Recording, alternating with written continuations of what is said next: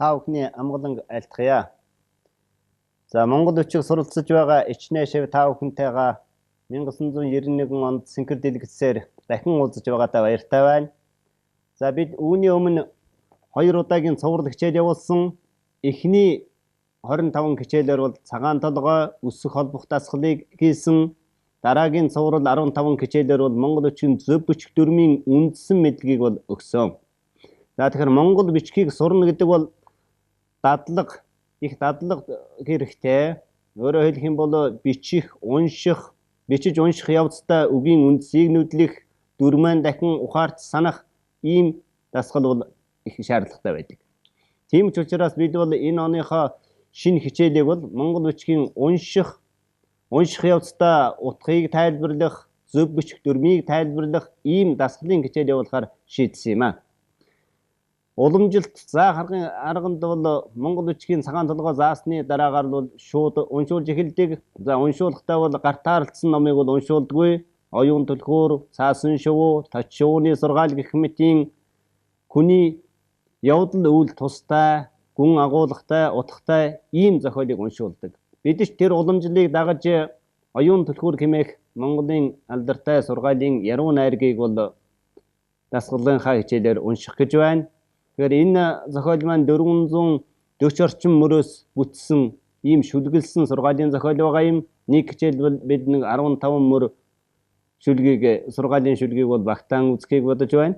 Тэгээд эндээсээ бол хамт монгол бичиг сурч байгаа та бүхэнтэйгээ хамт уншилцаад мөн утгын тайлбарыг ярилцаад зөв бичих дүрмийн энэ тайлбарыг бол ярилцаад явах юм. Бас гэрийнхаа даалгавар өгнө. Гэрийн даалгаврыг бол 2 хичээлийн хооронд та бүхэн хийх болно. За уншиж байх явцад бол аль болохоор бичиж тэмдэглэж явахыг бол хичээгээрэй гэдгийг захих байна. За ингээд өнөөдрийнхөө анхныхаа шинэ хичээлд оръё.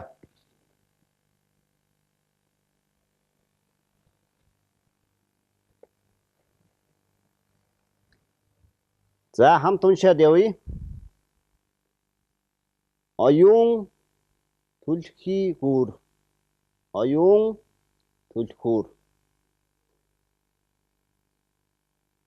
Дэгэдүү лам гэдгийг энд ихшиггүй бэгүйгүүлэгч тэгээд ил балам гэж бичдэг.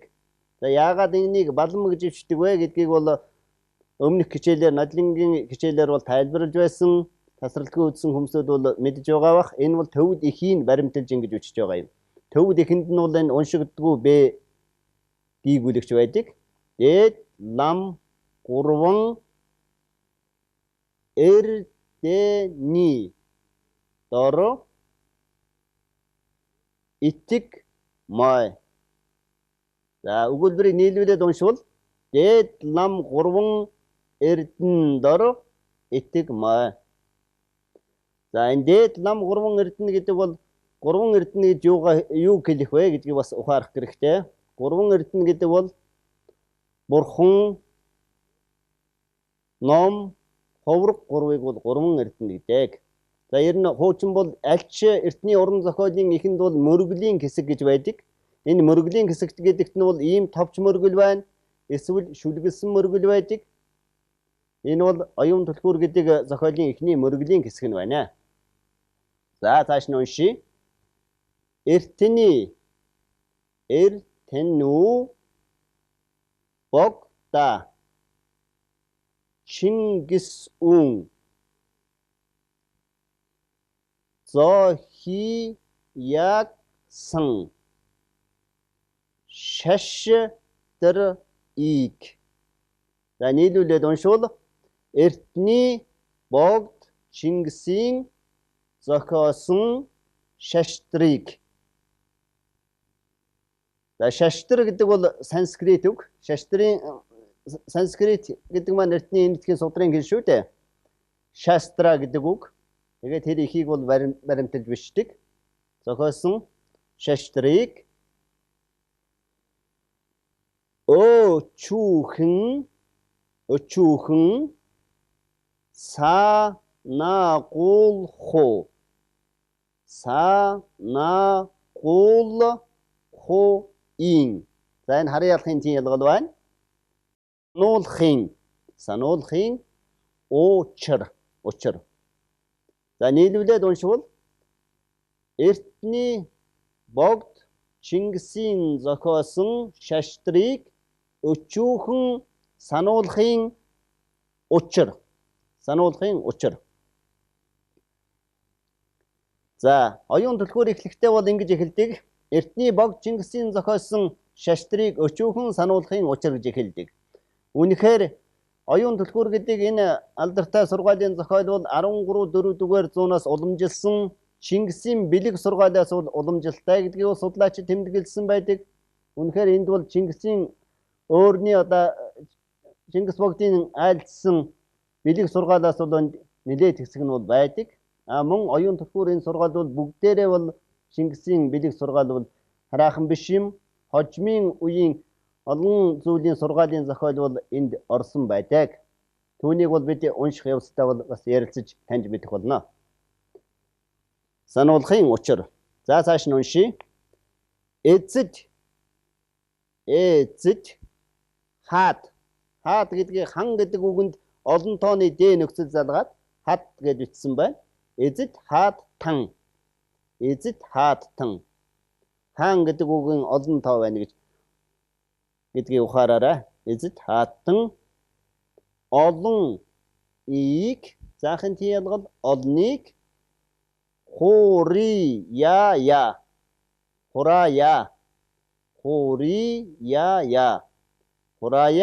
гихүүлээ өглигэ бэн өг. За одоогийн аялгаар уншия. Эцэд хааттан олныг хурая гихүүл өглөгөө өг. За энд хоёр үгийг бол тайлбарлах хэрэгтэй байна. Эцэд хааттан олныг хурая гихүүлээ гэж. Энэ гихүүлээ гэдгийн хүүлээ. Эр үгэнд бол хуулаа гэсэн энэ хэлбэр бол ортон цагийн монгол хэлний бол гэсэн болцох төлөвтэй бол сольж ойлгож болно. Мөн баасу бэсу гэсэн нөхцөлтэй бол сольж ойлгож болно. Энэ бол болцох утгатай гэвэл гэсэн утгаараа ойлгож болно. Олныг хурая гэвэл гэж гихүүлээ гэдгийг гэвэл гэсэн үг гэж ойлгож болно. Өглөгөө өг.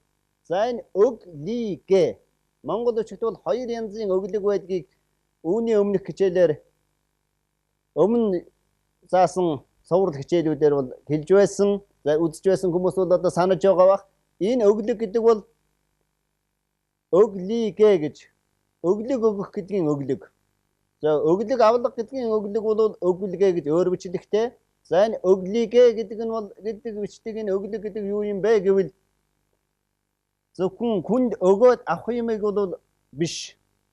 Туслахын сэтгэлээр хариу горилохгүй өгч байгаа юмыг бол өглөг гэдэг. Өөрөөр хэлбэл саад хүн болоод амьтанд жинхэнэ чин сэтгэлээсээ тусалж түүнээс бол энэ хүн тусалсны дараагаар надад тийм тус хийх байх таа гэж хариу горилох сэтгэлээр биш. Үнэнгүй туслахын сэтгэлээр өгч байгаа юмыг бол өгч байгаа зөвхөн юм биш, номын өглөг гэж байна. Ер нь тусалж байгаа бүхнийг бол өглөг гэж хэлдэг. Тэгэхээр энэний утга нь бол эцэд хаатан олныг хурая гэвэл өглөгөн өг гэдэг бол ямар нэгэн удирдагч эзэн хаан төрийн тэргүүн хүн бол олон түмнээр өөрийгөө хүрээлүүлье гэж бодвол ард түмэндээ тустай сайн зүйлийг бол өг гэсэн ийм л санааг хэлж байгаа юм. За цааш нь уншия. Осолдол үгэ ябуя. Осолдол үгэ ябуя гихүүлээ түши мэд ян өрг. Өрг гэдгийг эргүү гэж бичээд өрг гэж уншдгийг бол санаж байх ёстой. Өрг. За ортон цагийн дуудлагаар уншвал осолдолгүй явя гэвэл түшмэдэ өрг. За тэгэхээр энэ ихний хэсэгт бол төрийг барьж байгаа эзэн хаан төрийн тэргүүн хүний тухайд сургаж байгаа сургаал. Тэгэхээр зэрэг төрийг барьсан эзэн хүн ноёнч ба хаанч ба тэр бол өөрөө осолдолгүй, осол омтгой гаргахгүй явъя гэвэл төшмөдөө өргөж өөрийнхөө дор байгаа төшмөл сайд хүмүүсүүдэн өөдөн өргөж явах ёстой. Тэдний дэмжлэгт бас тулгуурлах ёстой гэсэн санааг энд хэлсэн байна. За цааш нь уншия. Ауга хүчин иен ихэт хие. За энд нэг шүд дутуу байна.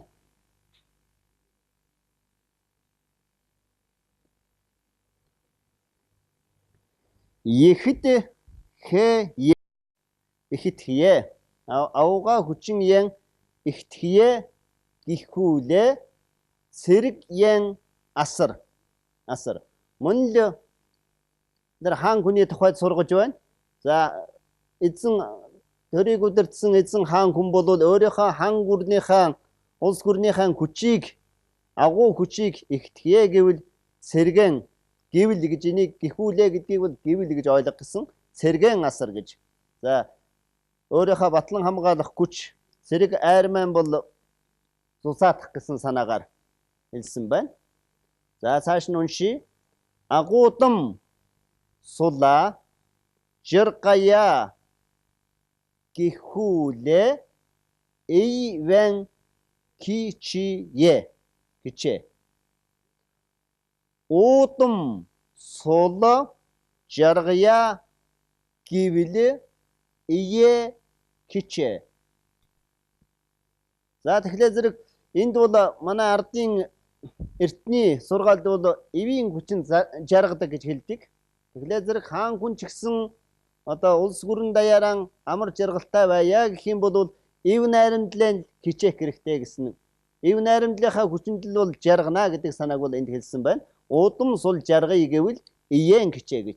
И гэдэг маань эв найрамдал гэсэн утгатай үг шүү дээ. За ингээд энэ хэсгийг эхнээс нь нэг удаа хамт уншия. Оюун түлхүүр дээд лам гурван эрдэн дор итэг май. Эртнүү богд Чингисийн зохиосон шаштрыг өчүүхэн сануулахын учир эзэд хаатан олныг хураая гихүүлээ өглөг вэн өглөгөө өг осолдол үгэ явъя гихүүл төшмөд иен юм уу төшмөдөө өрг эргүү гэж өрг гэсэн үгийг эргүү өргөх гэдгийг эргөхүү гэж бичдэг шүү дээ. Ауга хүчин иен ихэтгэе гихүүлээ цэрэг иен асар. Уудам сул жаргая гихүүл ие хичээ.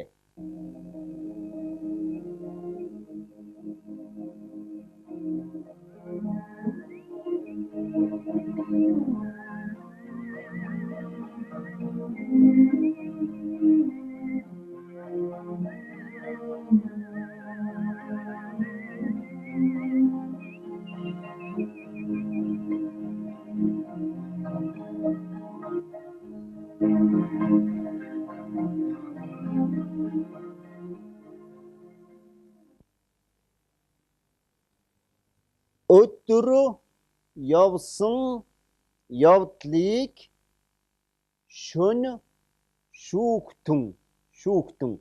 Энэ шүүн гэдэг бол шүүн тунгаа гэсэн үг шүү дээ. Шүүн тунгааж бод гэж.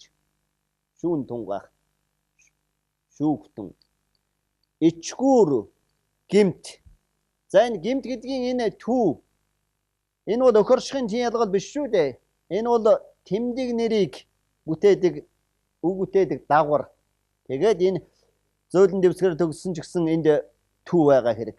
Энэ бол өхөршхийн тиалгал биш ээ гэж гимт гэдэг тэмдгийн нэрийг ойлгох хэрэгтэй. Ичгүүр гимт явдлыг ятгаж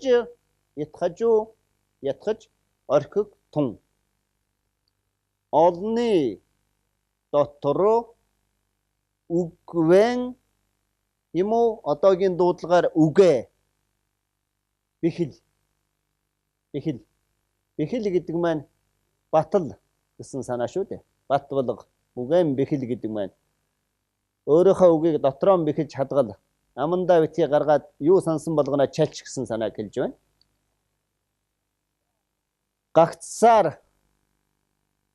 Ганцаар суухуй дор ганцаар суухад сэтгэлээ шинжил. Олон хүмүүнлүгэ олон хүнтэй найран зохилдож ёр авах гээхийн ялгалыг шинжилэн мэд.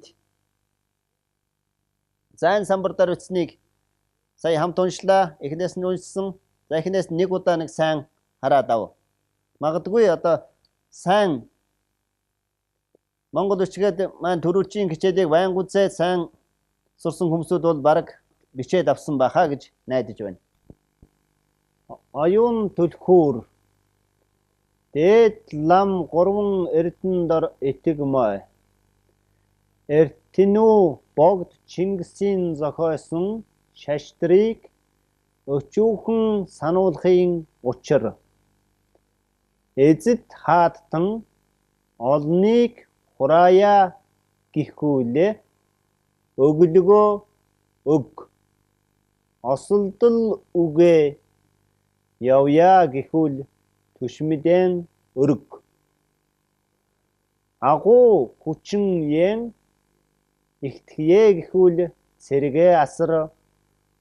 Агуудам сул жаргая гихүүл эе хичээ. Өдөр явсан явдлыг шөн шүүхтэн ичгүүр гимт явдлыг ятгаж орхигтун. Олны дотор үгэ бихил ганцаар суухуй дор сэтгэлээ шинжил. Олон хүмүүнлүгэ найран зохилдож ёр авах гээхийн ялгалыг шинжилэн мэд. Их багын санааг асууж нэгтгэн игүүтгэлгүй сэтгэлийг угаас барьж шашин амьтны тусын тулд шамдан хамаг амьтныг ганц хөвгүүн мэт асарч эцэг мэт сургаж их мэт тэжээ. За гэрийнхаа даалгаврыг өгье. За өнөөдрийн үдсэн оюун түлхүүр сургаалын маань эхний 14 мөрд зөвхөн үйл үг гэхэд 30 үйл үг байна. 30 үйл үг. Тэгэхээр хамгийн гол нь бол үйл үгийн үндсийг бол зөв нүдэлж бичиж сурах нь бол эрхэм чухал байгаа юм. Зөв бичиж сурах, зөв уншиж сурах ялгалгүй. Тэгэхээр өнөөдрийн бидний хамтдаа уншсан оюун түлхүүр сургаалын энэ ихний жижигхэн хэсэг дотор гарсан 30 үйл үгийг үйлдэлнэрийн хээтэй хэлбэрээр нь бол энэ самбарт жагсааж бичлээ. За энийг одоо хамт уншаад за түрүүн бол бид хамт уншихад бол нийт нь их бичгээ бол хуудаад бичээд авчирсан хүмүүс ч бий бах. Тэгж чадаагүй хүмүүсүүд бол одоо хамт уншихад бол бичээд ав. Тэгээд энэ 30 үйл үгийг гэртээ үйлдэлнэрийн өнгөрсөн цагийн ортон цагийн монгол хэлний бол сан сум сүм гэдэг дагуур монгол бичгийн бол агсан эгсэн гэдэг нөхцөлийг залгаж хойлгож ирээ. Өөрөөр хэлбэл энд итгэх гэж байна. Итгэх гэдэг үгийг гэртээ итгэсэн. Зохиох гэдэг үг байна. Гэртээ энийг зохиосон. Сануулах гэдэг үг байна. Гэртээ энийг сануулсан. Хураах гэдэг үг байна. Гэртээ энийг хураасан гэж ийм хэлбэртэй болгож бичиж ирээ. Өөрөөр хэлэх юм бол энэ өнөөдрийн уншсан оюун түлхүүр сургаалд гарсан 30 үйл үгийг үйлдэлнэрийн өнгөрсөн цагийн сан сун сүм гэдэг энэ ортон цагийн монгол хэлний энэ дагаврыг залгаж монгол бичгийн бол агсан эгсэн Энэ дагаврыг залгаж хойлгож ирээ. За тэгвэл энд бас нэг зүйлийг анхаарах хэрэгтэй шүү дээ. Агсан эгсэн гэдэг монгол үчгийн үйлдэлнэрийн өнгөрсөн цагийн дагавар бол их шиг ахгуулдаг дагавар. Гийгүлчээр төгсөн үйл үгэнд залгавал гидс жирэглэх ёстой гэдэг тэр дүрмээ бол бас санах хэрэгтэй. За энэ 30 үйл үгээ хамт уншчихъя. Итгэх, зохиох, сануулах, хураах, өгөх. Өгөх гэдгийг монгол үчгээр яаж бичих вүлээ? Өг хүү. Өг хүү.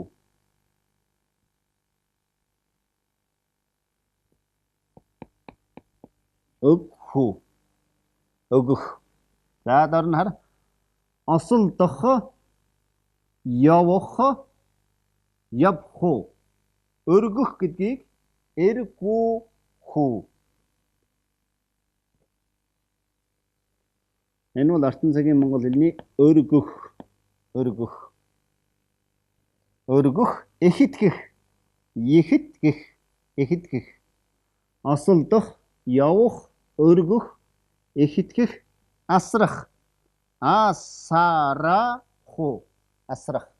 За энэ эхний хэсэгт бол 10 үйл үг байна. Итгэх, зохиох, сануулах, хураах, өгөх, осолдох, явах, өргөх, эхэтгэх, асрах гэсэн 10 үйл үг байна. За цааш нь уншия.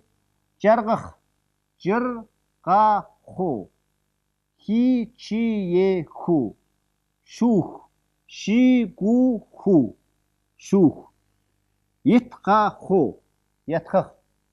Орхих, орхих. Бэхилэх, сагуух, суух. Шинжилэх, шинжилэх. Найрах, найрах. Зохилдох, зохилдох. За энд байгаа 10 үгийг ахаад нэг хараад ав. Жаргах, хичээх, шүүх, ятгах, орхих,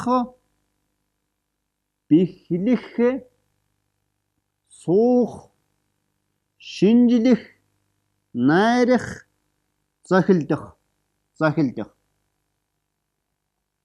За дараагийн 10 үгийг хараарай.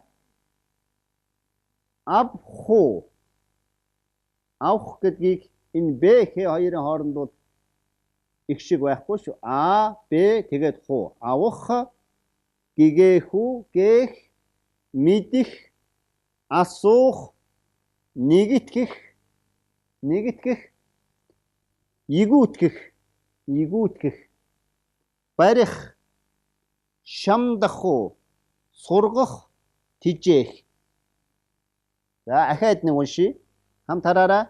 Авах, гээх, мэдэх, асуух, нэгэтгэх, игүүтгэх. Игүүтгэх гэдгийг игүүтгэлгүй сэтгэл гээд түрүүн гарсан шүү дээ. Игүүтгэлгүй сэтгэл гэж. Төрний үйл үндэс нь игүүтгэх. Игүүтгэх гэдэг маань көнөөх, сүйтгэх гэсэн утгатай эртний бичгийн хэлэнд, монгол бичгийн хэлэнд бол олонтой тохиолддог ийм үг шүү дээ. Игүүтгэх, барих, шамдах, сургах, тижээх. За энэ самбарт бичсэн 30 үйл үг бол өнөөдрийн оюун түлхүүр сургаалын хэсэгт гарсан үйл үгнүүд бол ийм 30 үйл үг байна.